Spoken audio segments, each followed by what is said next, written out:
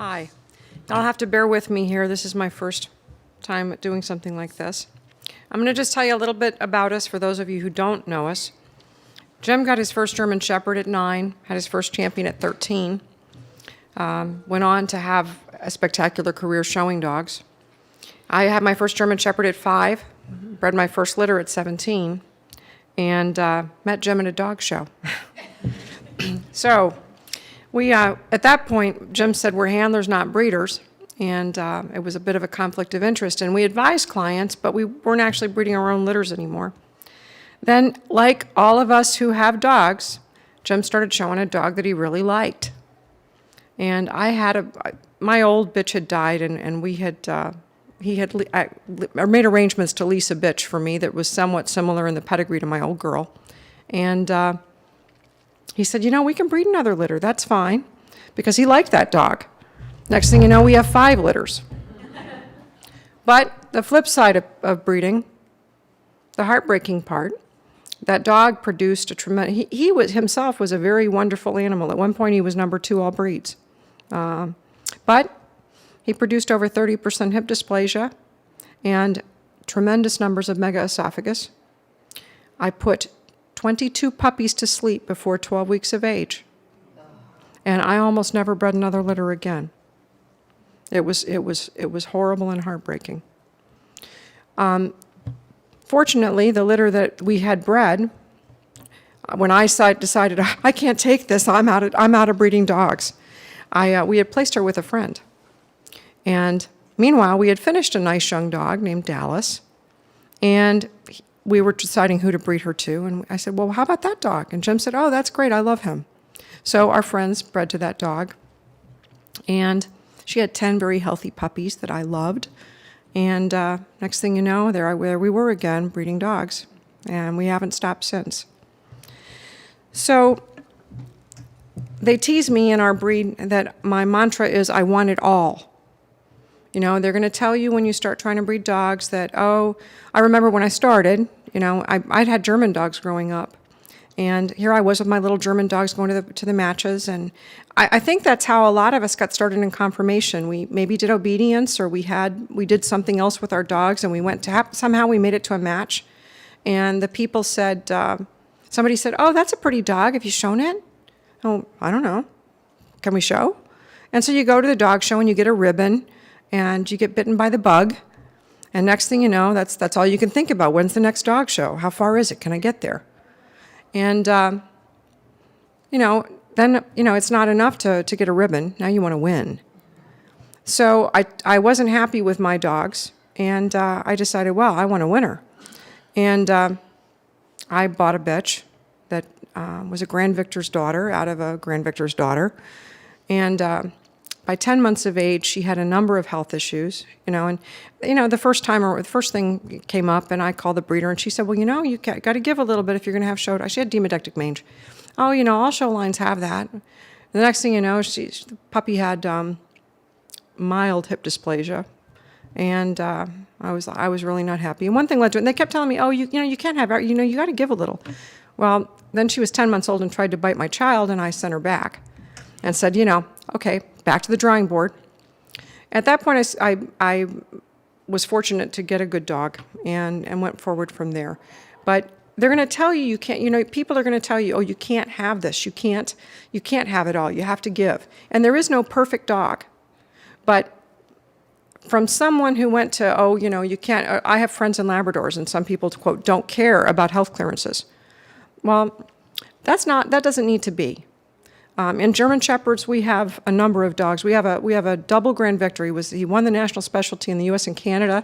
He received the Award of Excellence from our parent club. He's herding titled. He's temperament certified. He has the CHIC from the health organization.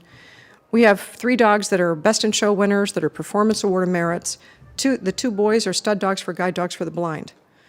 In Labradors, we have a champion master hunter who's OFA excellent, and a breed grand champion. You can have these things. It's not easy, but you can. You just have to try and use some common sense.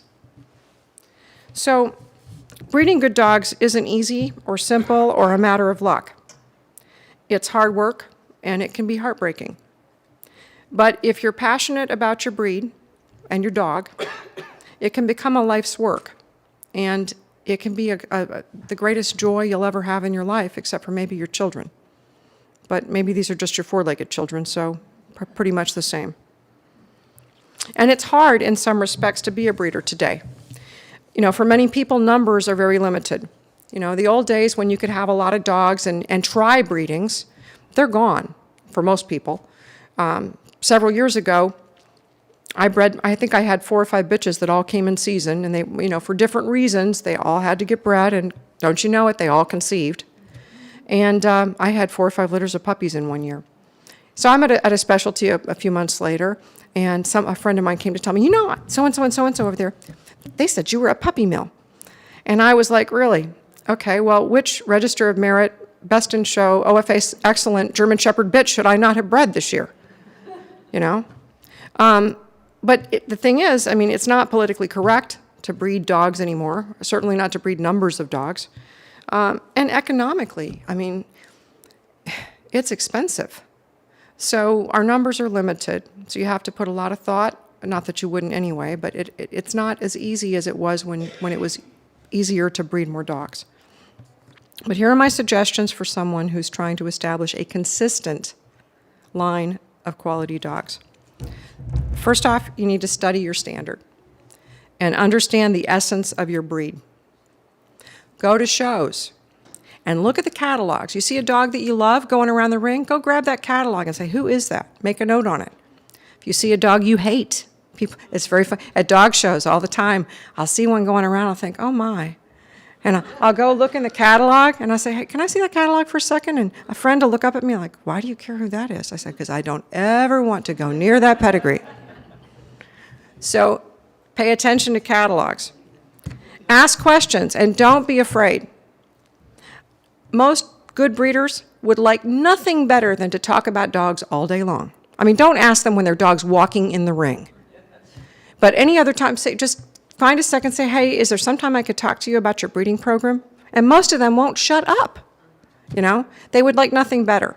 What freaks me out sometimes is I get people that tell me, oh, I wanted to talk to you 2 years ago, but I was just intimidated. And I'm thinking, why? I mean, you know, don't be afraid. Go talk to people. Ask the questions. You know, if they don't want to answer, I mean, try to be polite. I usually make it to my second or third question before I say, why doesn't your dog have clearances? You know, but try to be polite how you ask, but you should be able to talk to them. Find a mentor. As you're doing this process, you're going to find people that you can get along with. Find a mentor. That's really in my opinion, having a good mentor that can offer suggestions and their own experience is the way to get started. For those of you who are established in your breed and just looking to do, a new outlook on things, talk to your friends. I don't understand why it is, but some dog people, and honestly, I think the best breeders are all pretty open about things.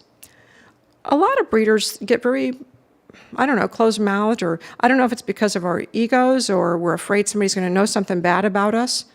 But I think that if we're going to continue in this sport, we all have to be honest with each other, both about our dogs and our breeding programs. This is an ongoing subject in my parent club.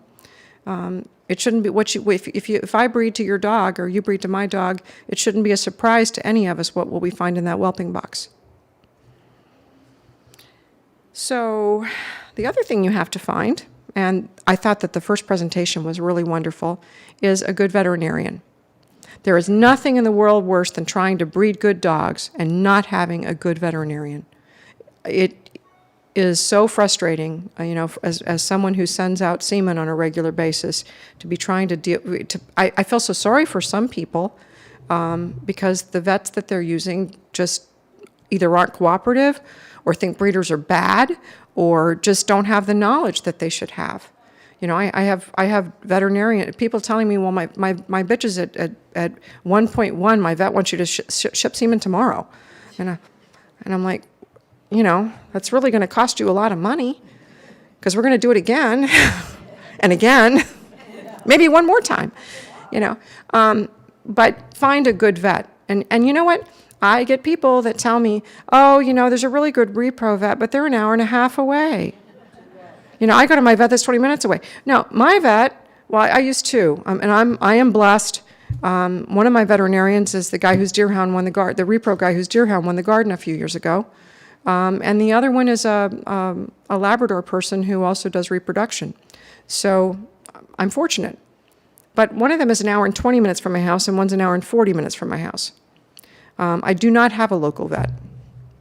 I go to them for everything.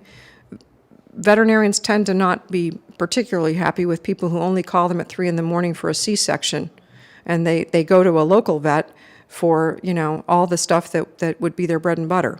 So something to think about when you're trying to establish a good relationship with a veterinarian. You want their time and best efforts, you should give them yours also.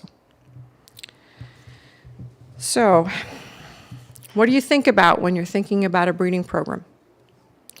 You want type, you want structure, you want soundness, and you want health and longevity. Those things are all equally important. Now, a lot of my feelings are based on my breed. We've had good success in other breeds. I think in all those other breeds the same things apply. I'm sure there are people out here in the audience who have breed-specific issues that some of what I think and how I think are maybe a little different. But I think those things are all just really important. And part of it is because we're really fortunate that German Shepherds have a ready group of people who want a German Shepherd as a family companion. And the majority of our puppies now go to companion homes. And I think that we as breeders have a responsibility to those people. We cannot let our desire for our next champion do a disservice to our breed.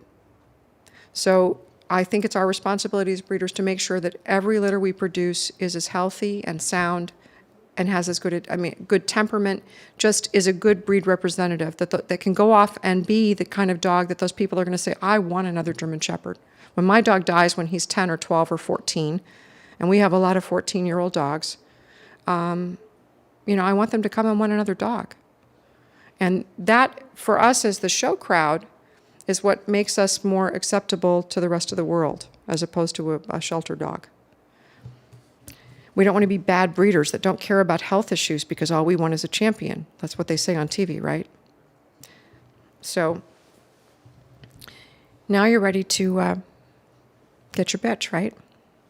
You want to get the very best bitch that you can. A lot of people, I hear them say, well, I got the one that was breeding quality. I don't mean this bad, but I have champions I wouldn't breed. It was like people would say, oh, these are the show dogs, and then these are breeding quality. For me, it's the other way around. There's breeding quality, and then there are dogs I can finish. Some dogs that are breeding quality may not be the best show dogs. But don't settle for mediocre. Get the very best bitch you can. And if it means you save up a little longer, or in our breed's case, a lot of the very best bitches that are available for someone on a limited budget or getting started, or maybe you don't have the contacts in the breed. In German Shepherds, we have a long coat recessive. Those animals frequently have excellent structure. And it's a simple recessive. There's a test for it, in addition to the fact that most of us know who carries what. One generation, that's gone. You breed to a dog that doesn't carry a coat factor, you get an entire litter of absolutely beautiful puppies that they're not long coats.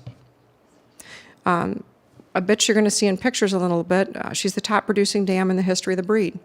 Her mother is the one that we were able to get, an absolutely beautiful, beautiful bitch, tremendous virtue, but she was a little cowhocked. The owner had gotten frustrated because at all these 5-point majors she'd go reserve, and the judge would say, oh, she was magnificent, but she's cowhocked. So they put up this mediocre kind of animal over her that was just a dog because of this little problem. Well, we saw that and said, oh, we can fix that in one generation. And we did. And it worked out really well for us. So don't look past the obvious, but get the very best bitch you can to get started with. and look at her family. You do not want the princess in a bunch of paupers. Do not get, if you're fortunate to be able to afford or have someone who, says, oh, yeah, she's fabulous. Look at her litter mates. Look at her mom and dad. Those are the animals you're going to get when you breed her. I would much rather have the plain but well-made sister in a beautiful litter if I was starting out to breed a dog than a beautiful one in an ugly family. So now you're looking for your stud dog.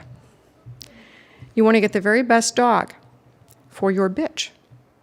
That may not be the most winning dog. If you have a beautiful bitch who's maybe a shade long in loin, and the dog that just won your national specialty is a beautiful dog, but he could be a little sugar coupled. Just because he's the grand victor this year does not mean you should breed to him. You'd be shocked how many people that's exactly what they do. Oh, he was grand victor, I'm going to breed to him. Well, he has the same virtues and flaws your bitch has. How's that going to help you? How's that going to move you forward? How's that going to give you the end result you're looking for? You need to breed for the dog that is going to complement your bitch, but also change what you would change, or you're going to try to. You need to study the pedigree. I am a big fan of line breeding. In our breed, I know in Labradors, very few people line breed. And I've asked why, and because I see a great difference in type and quality, even within a single litter. And the answer I got was because, they didn't used to line breed at all because there was such a problem with health issues. And that makes good sense to me because we want healthy dogs. But nowadays we have we're fortunate, we have so many genetic tests available that some of that's not really an issue anymore. In our breed, line breeding is a really wonderful tool. It enables us to set a type. You breed on a common ancestor that had a lot to offer, and we're going to see some pictures in a few minutes that'll show you kind of where we were going with that. And you will get a consistent type where you get 4 and 5 and 6 champions in a litter. And in my breed, that's previously not been very common. I know in some breeds it is. In my breed, it's not. But we were able to do that because we had a consistent type.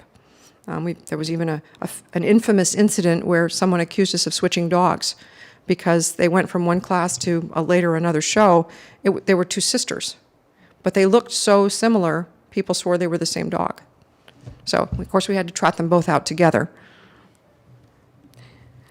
You need to think about genotype and phenotype. Genotype is what your pedigree is, what your dog has genetically to offer. Phenotype, what does your dog look like? Do you need a better shoulder? Do you need a shortened up loin? Do you have long hocks? Think about what you need there. What we've found to be very successful in our breeding program is to have a tightly line-bred animal and then use an outcross breeding. By doing that, I think you get enough genetic diversity that you don't run into health issues, but you still maintain that type that you're looking for. A lot of people in some breeds like to do inbreeding. Scares the bejesus out of me. I know that in the old days, before we had the tests and whatnot, it was useful for proving a pedigree. There are still people who do it. Some of the pedigrees and some of the German Shepherds are somewhat incestuous. I don't do those breedings, but I will confess, I call those people up on the phone and I say, hey, what did you get? Because then I know, is it safe to go to those other animals for breeding, or do they have problems lurking? And again, there is no perfect dog. The key is not to double up on the problems that might be out there. And here's the big one. If you're going to be successful, you cannot be kennel blind. You cannot. And it's hard, because we love our dogs. We wouldn't be doing this if we didn't love our dogs. And these dogs snuggle up in bed with us. They lick our faces. They're what gives us joy every day. So it's hard to look at that animal and say, she's probably not good enough. I mean, that is hard. But, if you want to have a consistently good program, you have to be brutal. And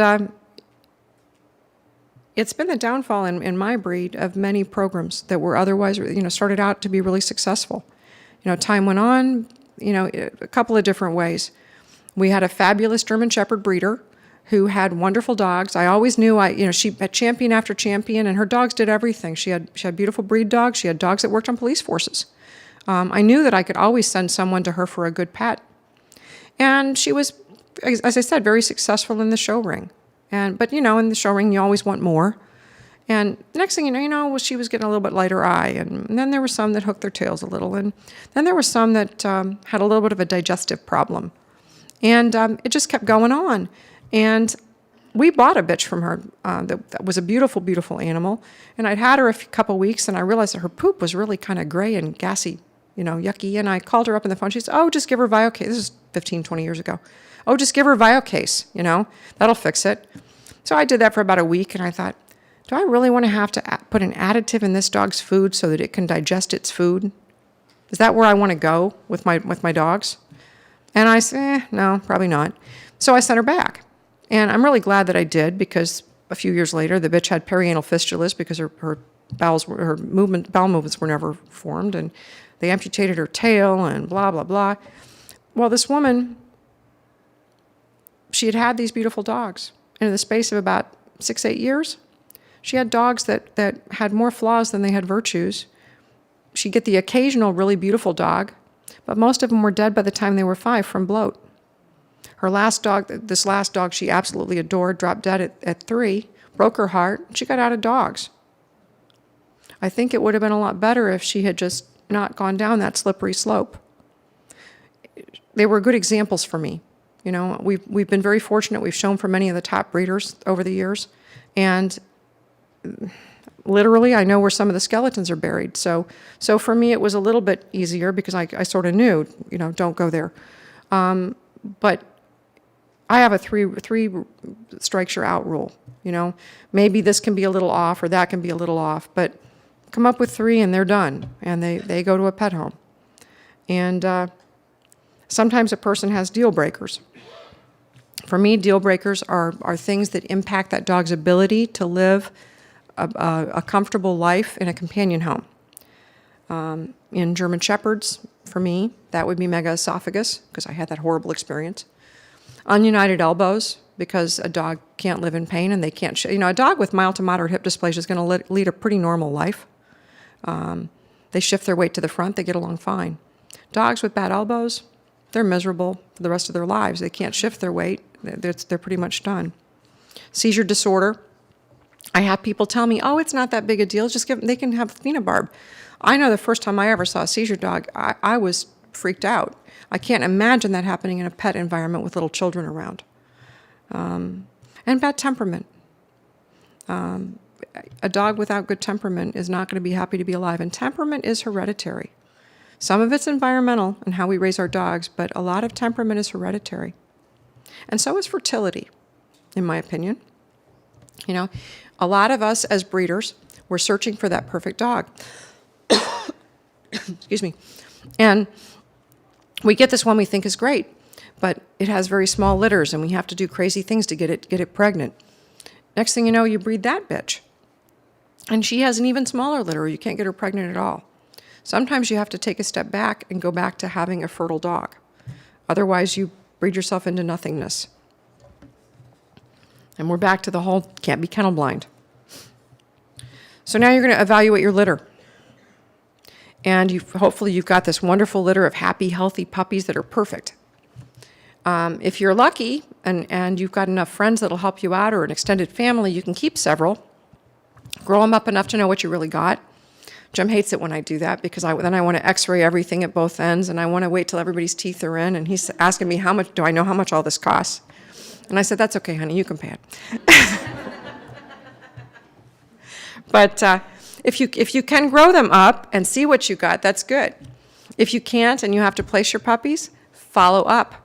Call your new owners. If you've got a good breeding program, you don't have to be too afraid. I know in the beginning with me, it was like I almost didn't want to call because it's like, oh God, I'm going to hear about this or that or whatever.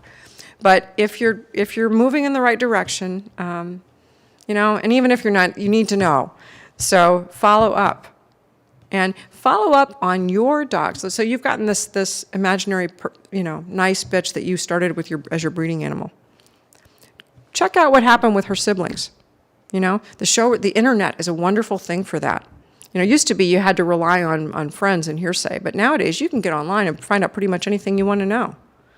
But the trick with that is, you know, we have a good friend that shows for us, Kent Boyles, and some of his animals are of similar breeding to us. A lot of times Kent does breedings with animals that are my dog's siblings or cousins or something. And I'll call him up and say, hey, what'd you get when you did that? Or what did you get when you bred to so-and-so?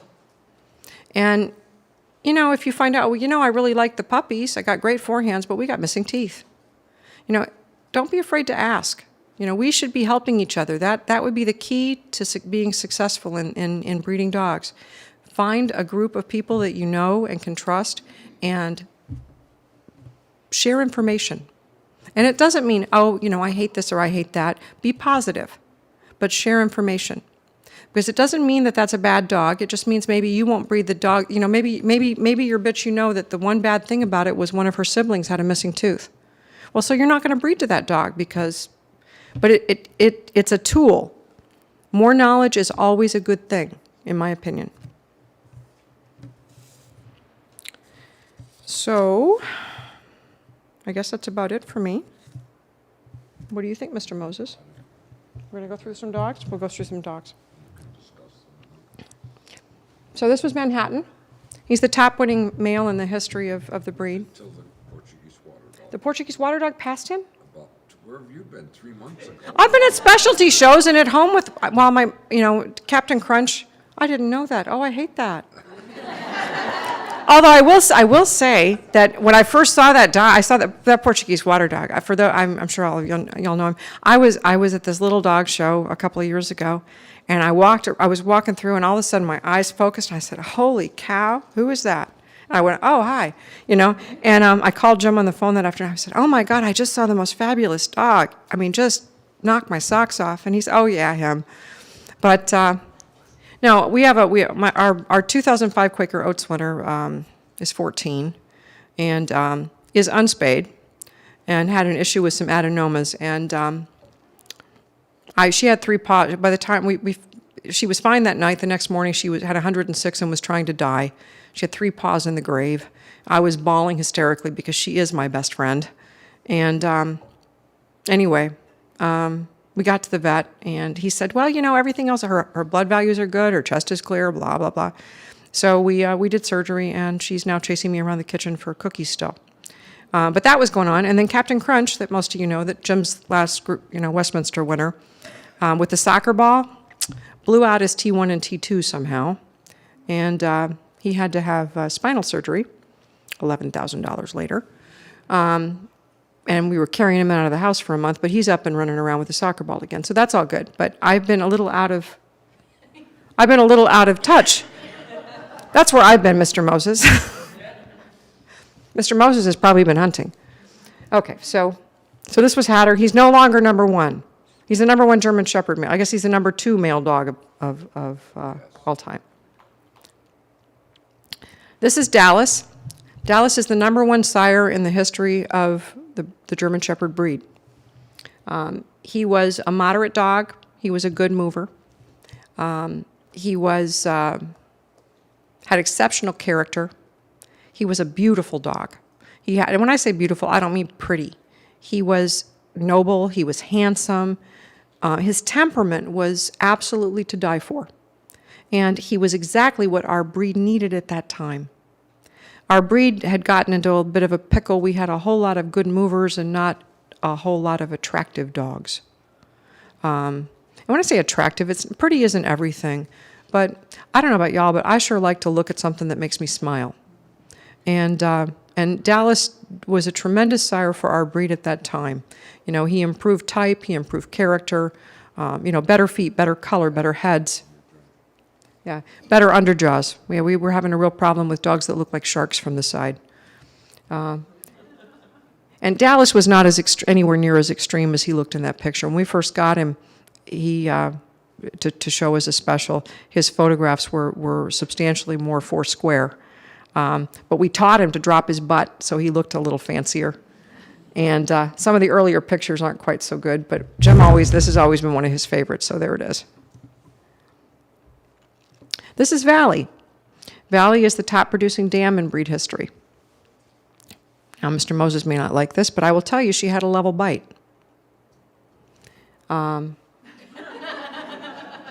Yes.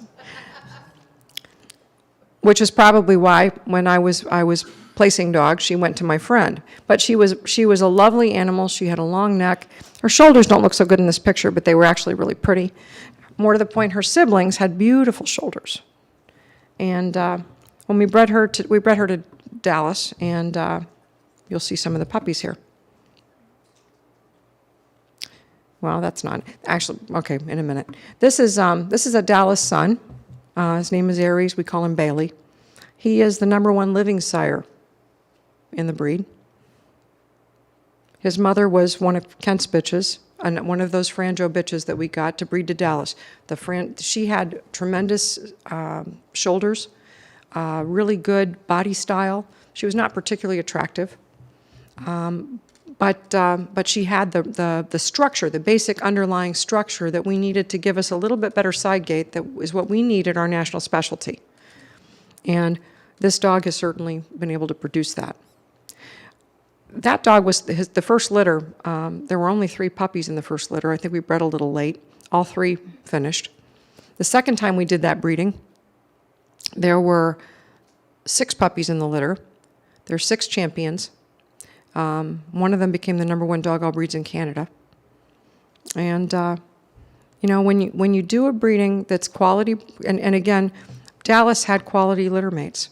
He was a Grand Victor's son out of a Grand Victor's daughter out of a Grand Victor's daughter. Grand Victor is the title for the winner at our national specialty. There were 4 really, really, really nice animals in this pedigree, and in that litter. Then the breeding of this dog's mother, I think Kent did that breeding 3 or 4 times. Quintessential, his mother, produced Bailey and all those other champions. One of her sisters, Quinella, produced a dog named Antonio that was also a national specialty winner. The puppy that we just won the nationals with goes back to one of the other sisters. So again, when I tell you look at families, don't just look for a star. Don't just breed to a dog that is a star. Look at a family of dogs. This bitch is the #1 living dam. And, when I said to you, don't be so hung up on being kennel blind. This bitch is not our breeding. She's one that we actually were cutting back by the time we acquired this animal.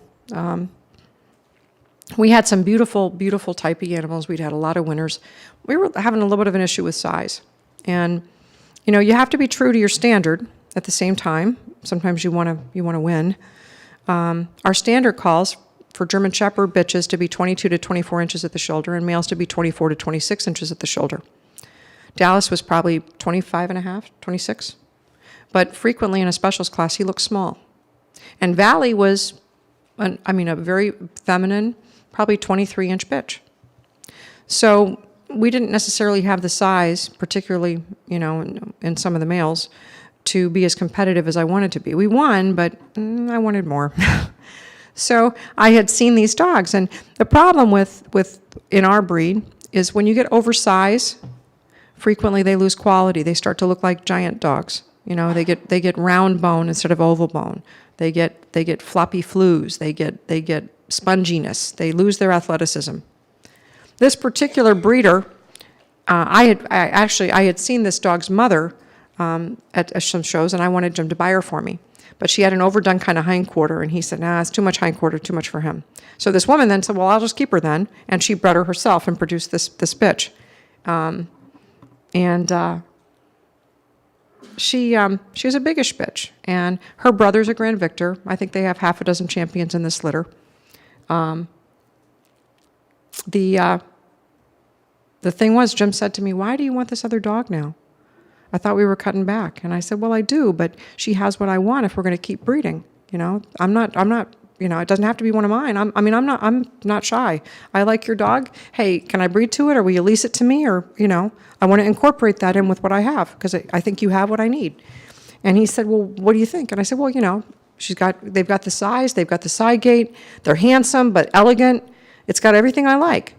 And I said, we need the size. And I said, I'm getting sick of these 50-pound bitches. And he looked at me and he said, well, I don't mind the 50-pound bitches so much, but I sure hate those 60-pound males. So we got this bitch. And now she's the #1 living bitch.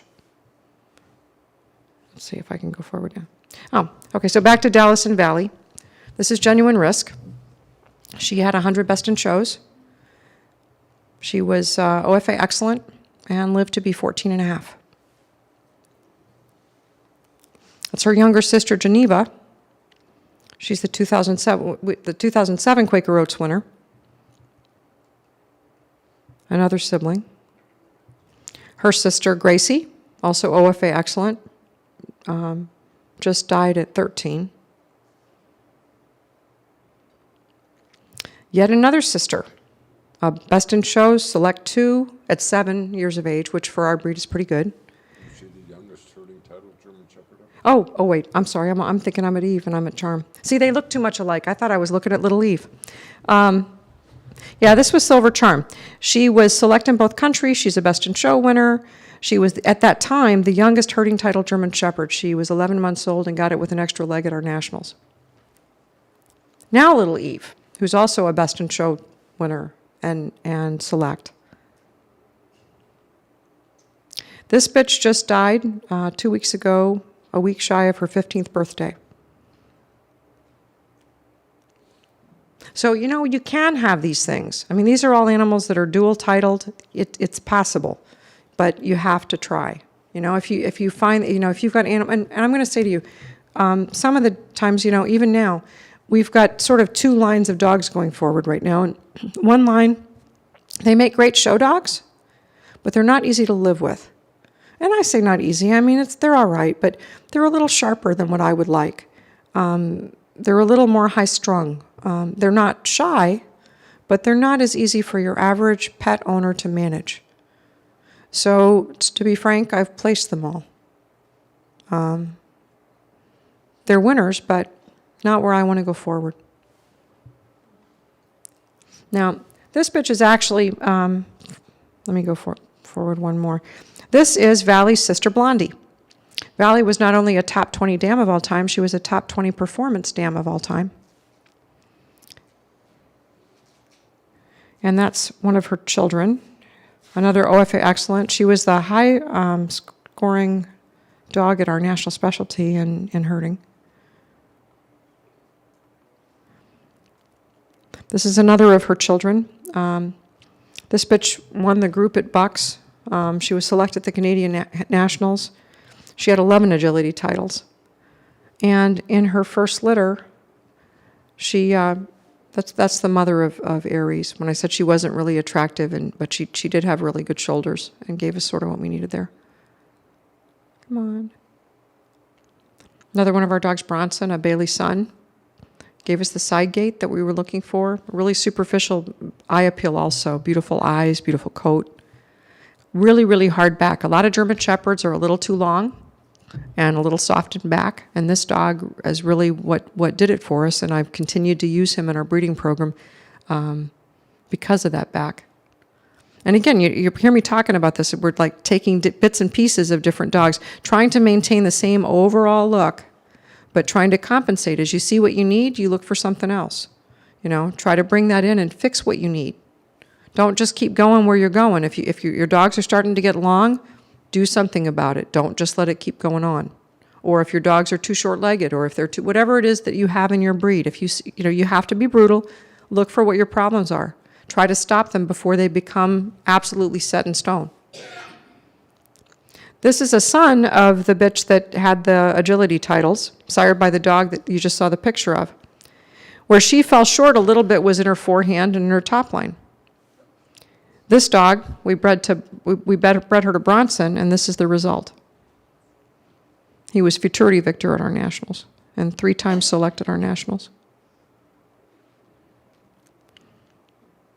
It's another one of the Bronson sons.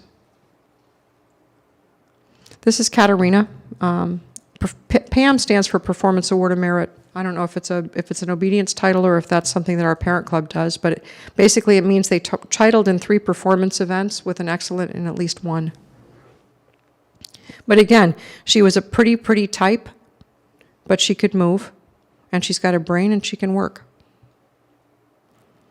Now, I will tell you, I think she's beautiful. She floats my boat. Her hips didn't pass, and they were not close, and she's spayed, or about to be. This is a young dog that, and you know, and sometimes we don't know why that happens. I'll go back to her. Her mom's OFA excellent. Her dad's OFA good. It's a pretty solid pedigree, but sometimes it happens. If she had been the only animal that was that way, and if it had been really close, I probably would have bred this bitch. She had good elbows. She had so much else to offer. I probably would have bred that bitch, and I would have, to the best dog with the most clear-producing hips I could find, and I would have kept them all till they were 6 months old while Jim moaned and groaned. But he lets me. He just likes to fuss. And I would have x-rayed all of them. And if they were all clear, that would have been okay. As it happens, she had a sister that didn't pass either, even though she went select in both countries. So neither one of them is a breeding animal for me. This is a young dog that we love, really love. He's got wonderful temperament. He's got a beautiful type. He's a good mover. He is the best dog, just the best to be with. And see, now I'm a breeder. Here I am. Can you see me smiling? But Jim thinks he's a little on the small side to be competitive, which means he's probably a half-inch oversize. Correct that. He's a little on the correct side, I said, which makes him small. Like I said, he's probably a half-inch over the standard, but in our venue today, he's probably on the small side because he's correct. Anyway, to a certain point, you have to breed to what makes you happy. I'm at a point in my life, you know, there was a time when I wanted that next champion. I'm at a point in my life where I want a dog that makes me happy. I know what my standard says. I feel like I know in my heart what's right for my dogs. And I'm going to breed dogs that make me happy. If they win, good. If they don't win, I don't really care. I'm taking my dog home. Now, if I really respected the judge that beat my dog, I'd have to look hard at my dog and see if I was falling victim to kennel blindness. But I don't think so.